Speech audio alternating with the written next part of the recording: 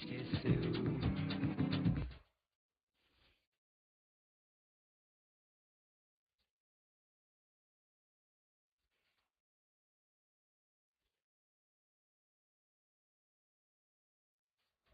Foi saudado no porto,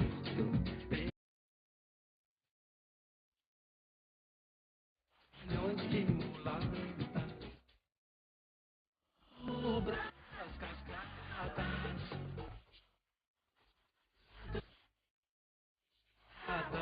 e não.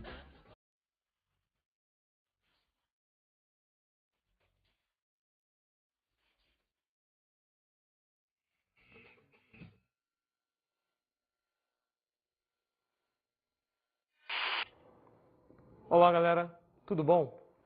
O tema da aula de hoje é República Oligárquica.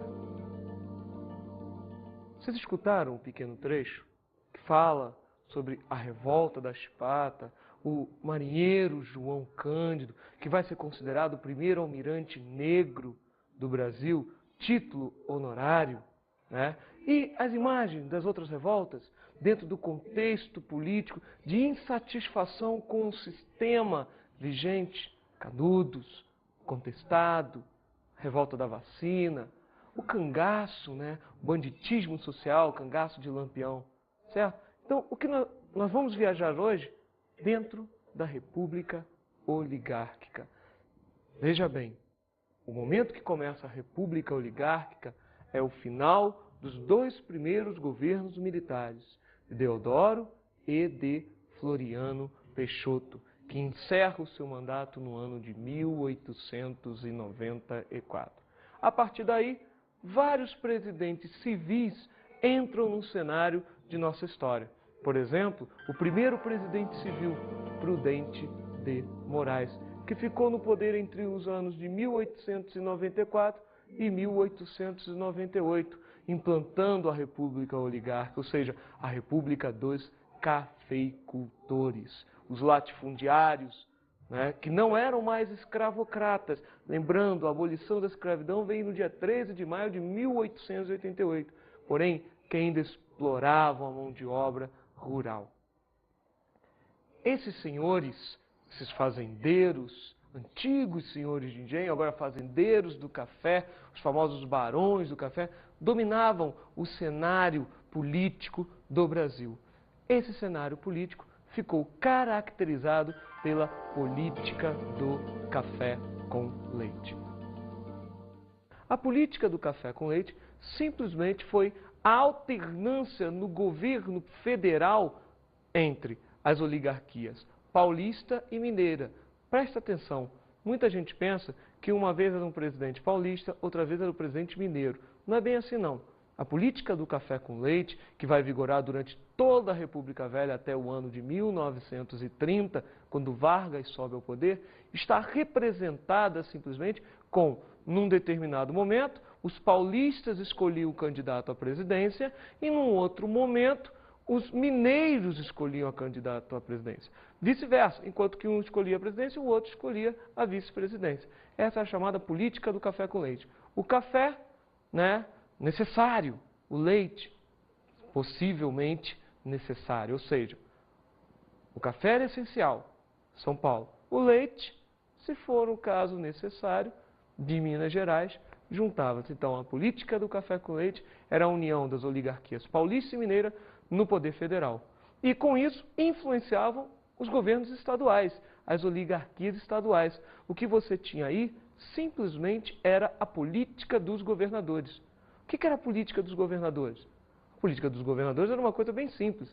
Era a troca de favores, né, entre simplesmente o governo federal e os governos estaduais. Troca de favores, um incentivo ali, um incentivo aqui.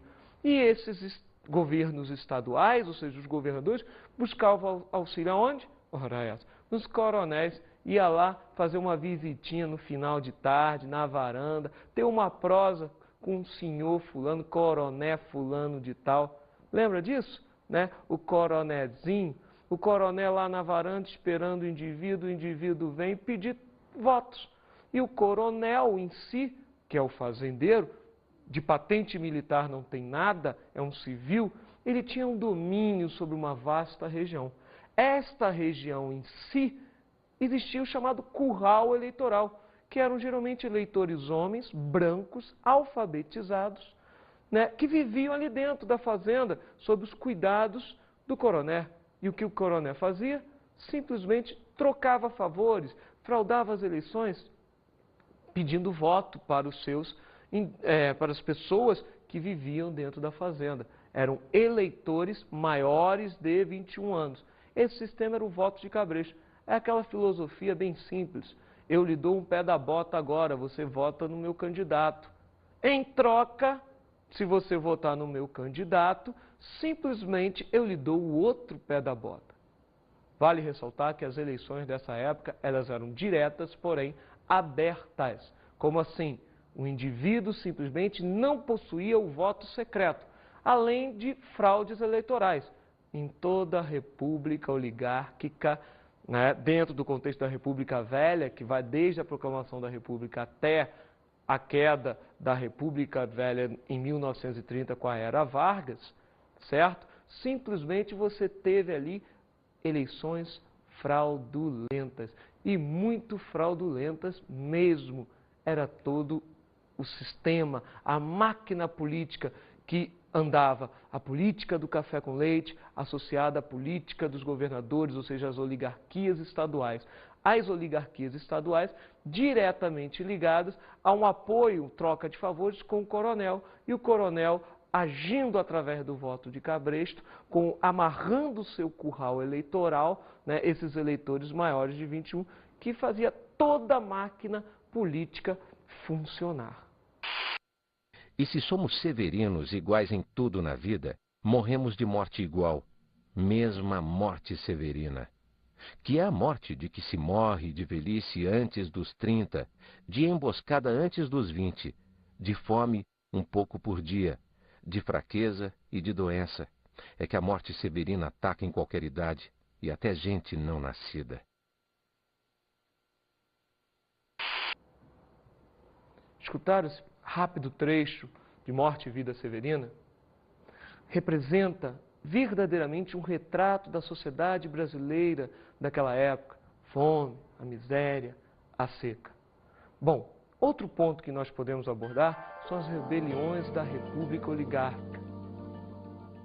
Entre elas, Canudos, Contestado, Chibata. Aproveitando que eu falei de Canudos, vamos dar uma olhadinha no filme Guerra de Canudos?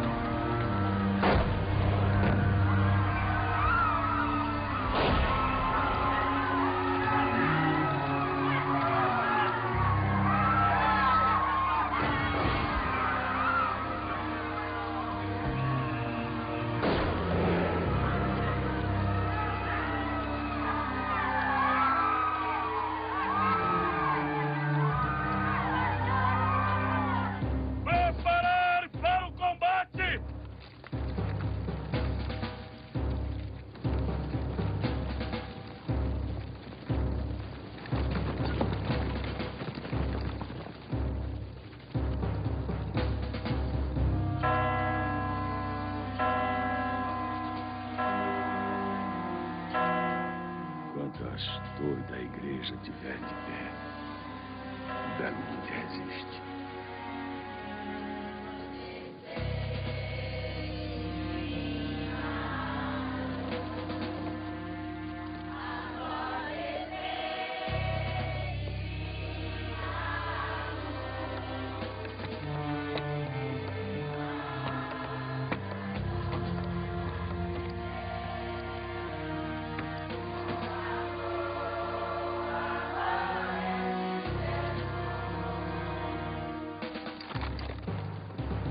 Meus bravos, vamos tomar Canudos! Viva a República!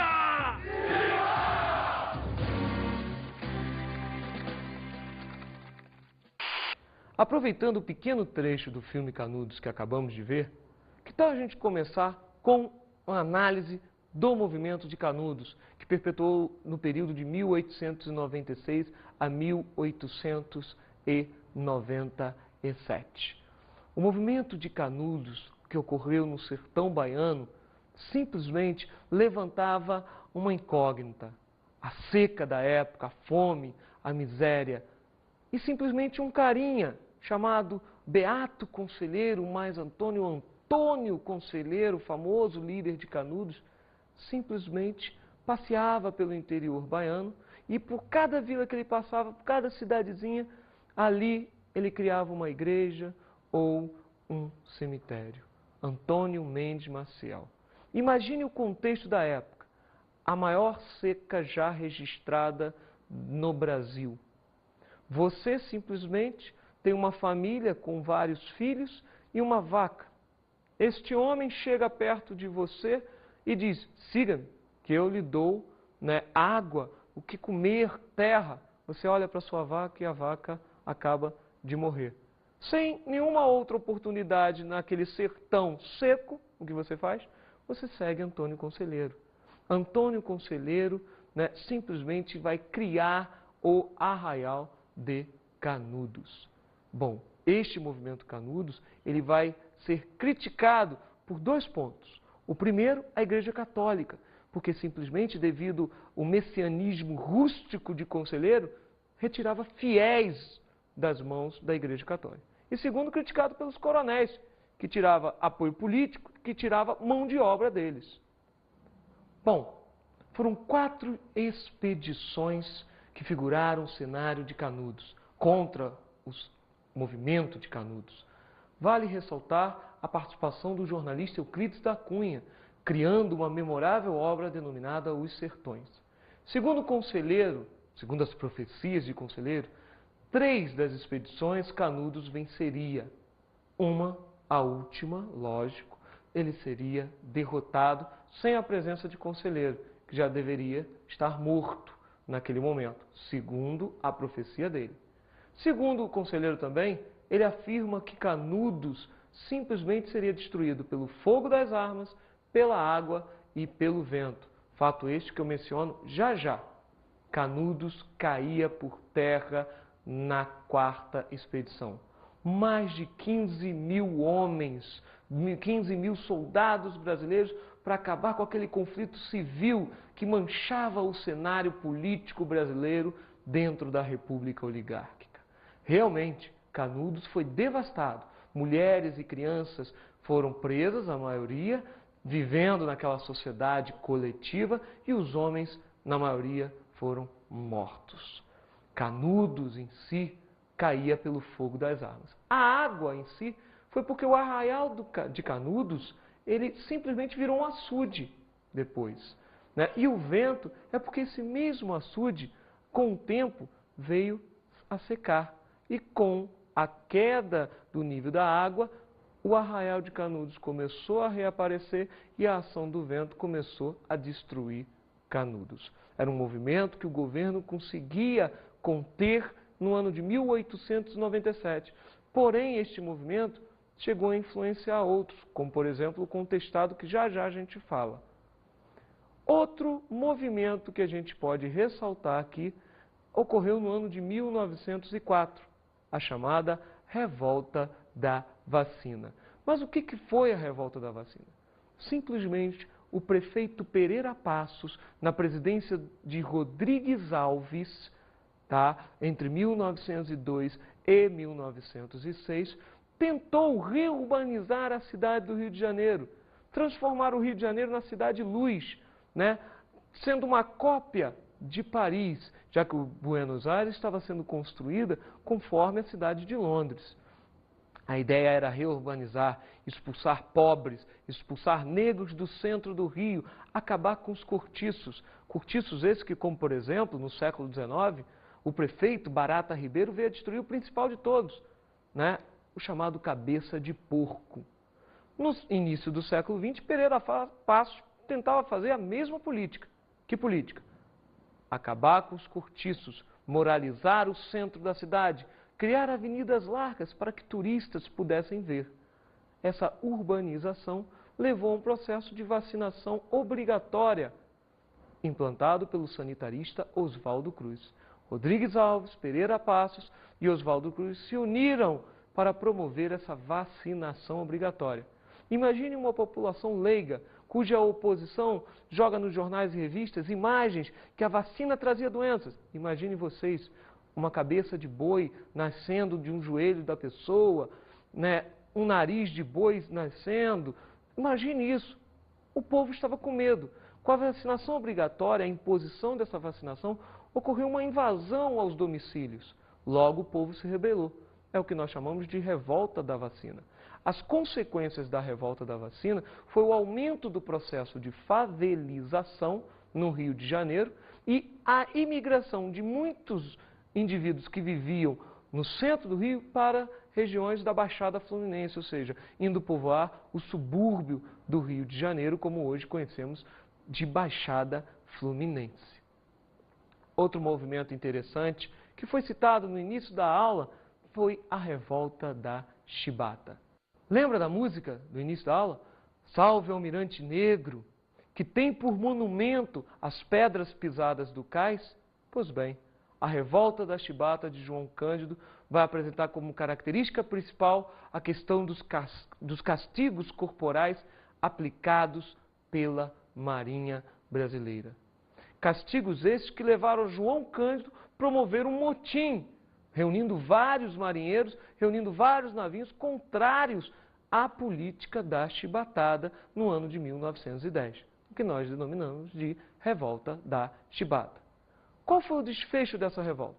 Pois bem, simplesmente a Marinha prometeu acabar com os castigos corporais, o que não ocorreu de imediato, mas progressivamente isto veio a ocorrer.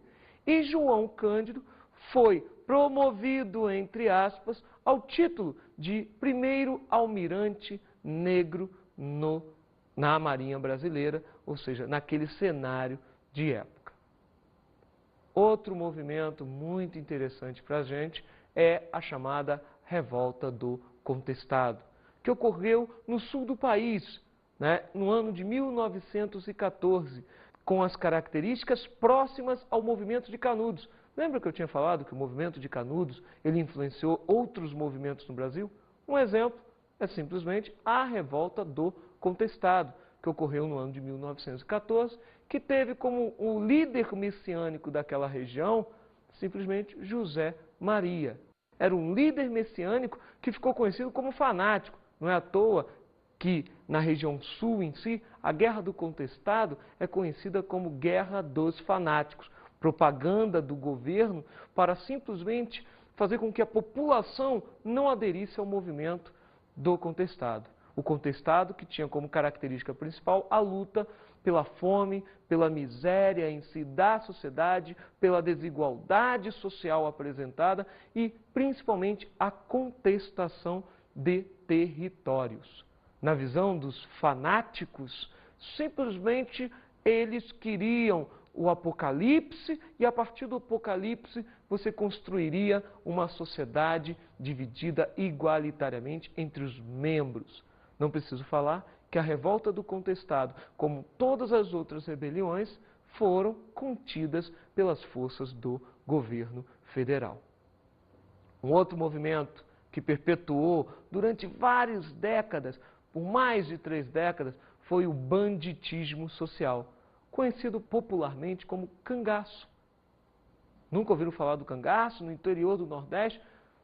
Figura dos cangaceiros, maior de todas, Lampião e Maria Bonita, o nosso Robin Hood brasileiro, roubava dos ricos e fornecia pouco para os pobres. Grupo de cangaceiros que foram caçados pelos governos, só para lembrar que na época da coluna Prestes, Luiz Carlos Prestes, na década de 20, Lampião, que era procurado pelo governo, foi contratado pelo governo, o governo forneceu armas para Lampião caçar Luiz Carlos Prestes. Tá? Só para lembrar que Lampião também não ficou só contra o governo, teve um momento que ele ficou a favor do governo. Lampião e o cangaço. Vai dizer que vocês nunca ouviram falar numa musiquinha bem simples? A avó de vocês nunca cantou? Olê, mulher rendeira, olê, mulher rendá, Tu me ensinas a fazer renda, que eu te ensino a namorar. Essa música era cantada geralmente pelos cangaceiros quando eles matavam o inimigo. Após matar o inimigo, o líder do grupo gritava, olê, mulher rendeira, e os demais acompanhavam a música. Interessante, né? Bom, o cangaço, o banditismo social, apresentava como característica aquele cenário do sertão nordestino de seca, de miséria, onde os coronéis dominavam a região e dominavam a principal fonte de água daquela época. O cangaço foi combatido duramente pelas forças do governo. Saindo das rebeliões oligárquicas, essas que nós acabamos de citar, as principais, nós também fincamos os pés, né, nos presidentes da República Oligárquica. Vamos dar ênfase a alguns momentos característicos de cada um. Por exemplo, o governo Campos Salles, no período de 1898 a 1902, destacou o que nós chamamos de Funding Loan. O que é o Funding Loan? Simplesmente é um empréstimo, é a reunião de todos os empréstimos que o Brasil tinha. Joaquim Murtinho, simplesmente o ministro da Fazenda do governo de Campos Salles, implanta um regime de congelamento de preços, de salários, de adequação do câmbio, coisa que o cafeicultor não vai gostar. Porque desde a política de Rui Barbosa, lá atrás, a política do encilhamento, com a desvalorização da nossa moeda perante a libra, o cafeicultor ganhava muito dinheiro, mesmo vendendo pouco, muitas vezes estocando bastante. Com a política do Fundilô, a política de Joaquim Murtinho, ao queimar muito dinheiro, se você acha louco aquele cara que queima dinheiro, apresenta o mais louco de toda a história. Joaquim Murtinho, ao queimar toneladas de dinheiro para retirar a nossa moeda de circulação, para valorizar perante a libra. Já viu que isso não vai, né, ser de agrado para o cafeicultor, já que a valorização cambial está acontecendo, a libra está perdendo poder perante a nossa moeda, o réis, também conhecida como real. Bom, o Funding Loan era uma política de empréstimos. Caso o governo brasileiro não pagasse esse empréstimo pedido, a data seria limite 1910, o governo em si, inglês, né, os bancos Rothschilds, a casa bancária Rothschild, simplesmente tomaria posse das alfândegas brasileiras e da principal linha ferroviária do Brasil, a linha central do Brasil. Veja bem, o Funding Loan em si nunca foi pago integralmente e outros empréstimos foram pedidos para o Brasil. Vamos entender o seguinte, então, simplesmente, devido a esses empréstimos, o governo de Campos Salles fica impopular, porque ele vai aumentar impostos e vai criar impostos, não é à toa que ele fica apelidado de Campos Selos. Outro presidente interessante para nós é simplesmente Rodrigues Alves, entre os anos de 1902 a 1906. Rodrigues Alves criou o Convênio de Taubaté, que era um acordo feito entre o governo federal e as oligarquias estaduais produtoras de café, como, por exemplo, Rio, Minas, São Paulo. Mas que acordo era este?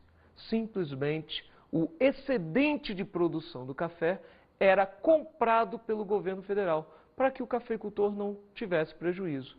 Essa compra era mediante empréstimo, pedindo ou à Inglaterra ou aos Estados Unidos.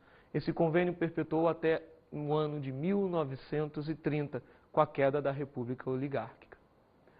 Outro presidente interessante para a gente é Hermes da Fonseca, o Marechal Hermes da Fonseca, que consegue quebrar com a hegemonia da troca de presidentes entre paulistas e mineiros. É o único presidente nesse período inteiro que não faz parte da política do café com leite. Por isso, ele adota a chamada política das salvações, também conhecida como salvacionismo. Vamos salvar o Brasil do domínio oligárquico paulista e mineiro.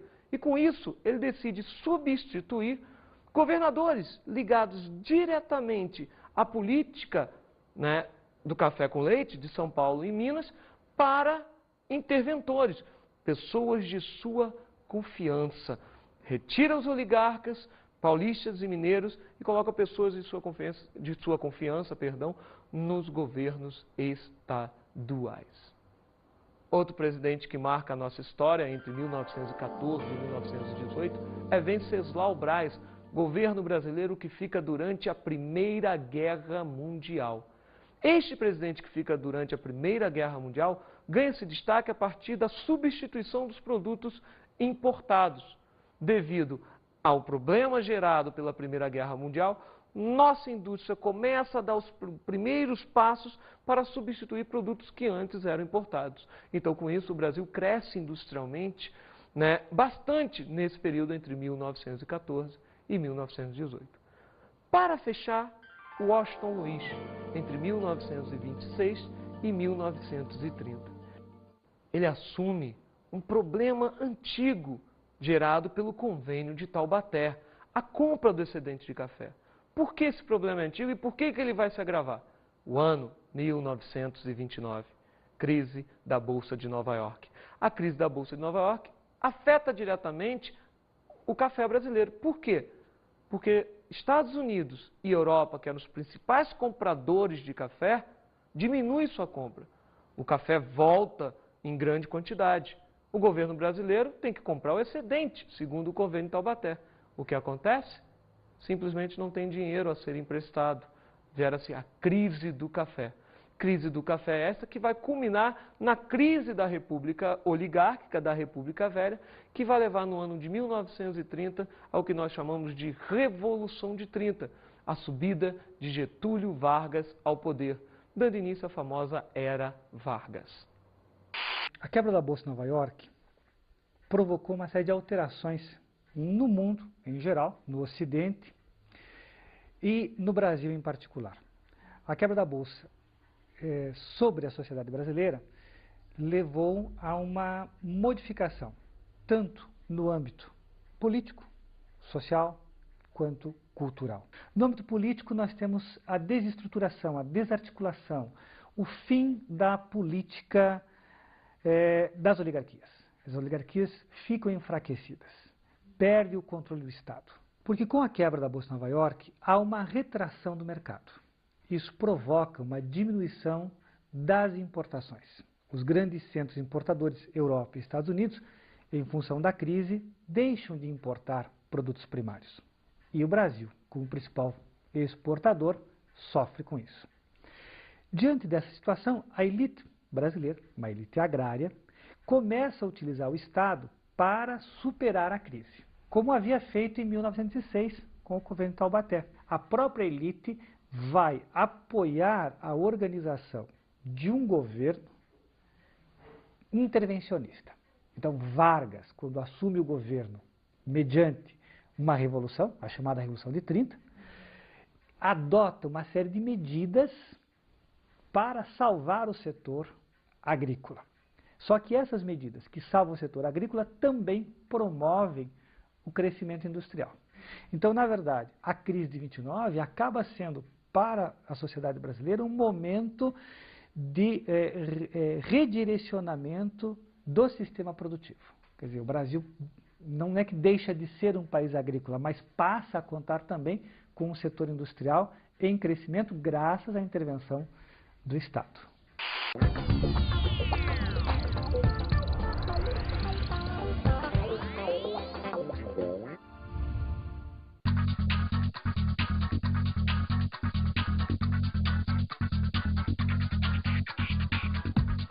A dica de estudo de hoje é uma boa leitura, ou melhor, são duas boas leituras.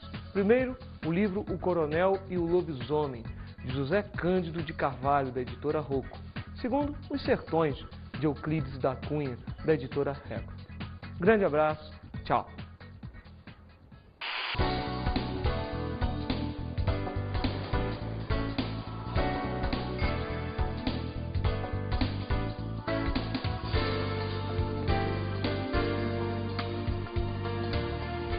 Nesta aula estudamos a República Oligárquica. Abordamos a política do café com leite. A política do café com leite foi caracterizada pela alternância no poder federal entre a oligarquia paulista e a oligarquia mineira. Analisamos o coronelismo. O coronelismo foi caracterizado pelo poder de alguns fazendeiros sobre seu curral eleitoral, eleitores maiores de 21 anos. e falamos sobre as rebeliões da República Oligárquica. As principais rebeliões da República Oligárquica foram Canudos, Contestado, Chibata, Vacina e o Cangaço.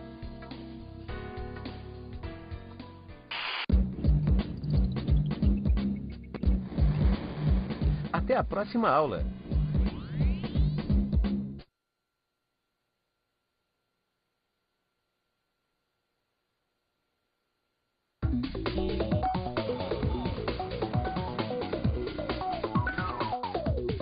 Olá, professor. Tudo bom? A dica de hoje é dividir a turma em vários grupos. Mas por que vários grupos? Faremos uma discussão do sistema eleitoral no período da República Oligárquica e depois do sistema eleitoral nos dias atuais. Mas com que objetivo?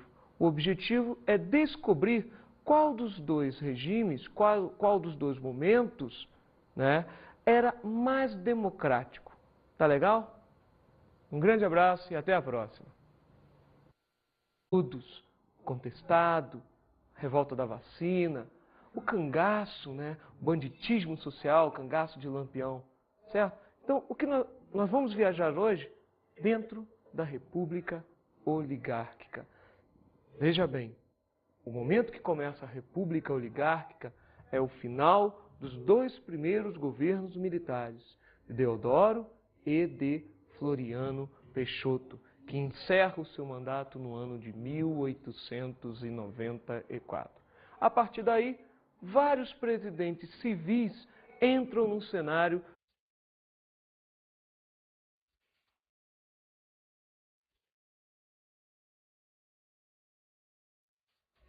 Foi saudado no porto.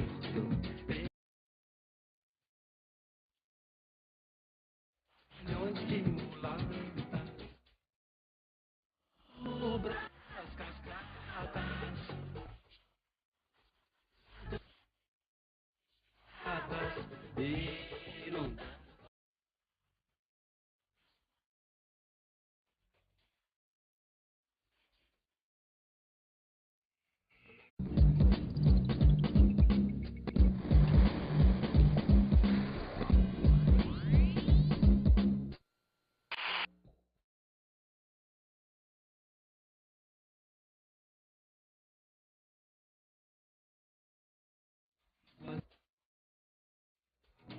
O dragão do mar reiaba na figura de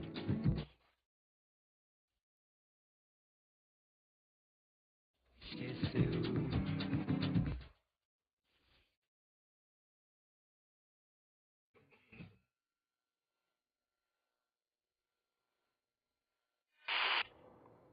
Olá, galera. Tudo bom? O tema da aula de hoje é República Oligárquica. Vocês escutaram um pequeno trecho que fala sobre a revolta da Chibata, o marinheiro João Cândido, que vai ser considerado o primeiro almirante negro do Brasil, título honorário, né? E as imagens das outras revoltas, dentro do contexto político de insatisfação com o sistema vigente, caduco de nossa história. Por exemplo, o primeiro presidente civil, Prudente de Moraes, que ficou no poder entre os anos de 1894 e 1898, implantando a República Oligárquica, ou seja, a República dos Cafeicultores, os latifundiários, né, que não eram mais escravocratas. Lembrando, a abolição da escravidão veio no dia 13 de maio de 1888, porém, que ainda exploravam a mão de obra rural. Esses senhores, esses fazendeiros antigos,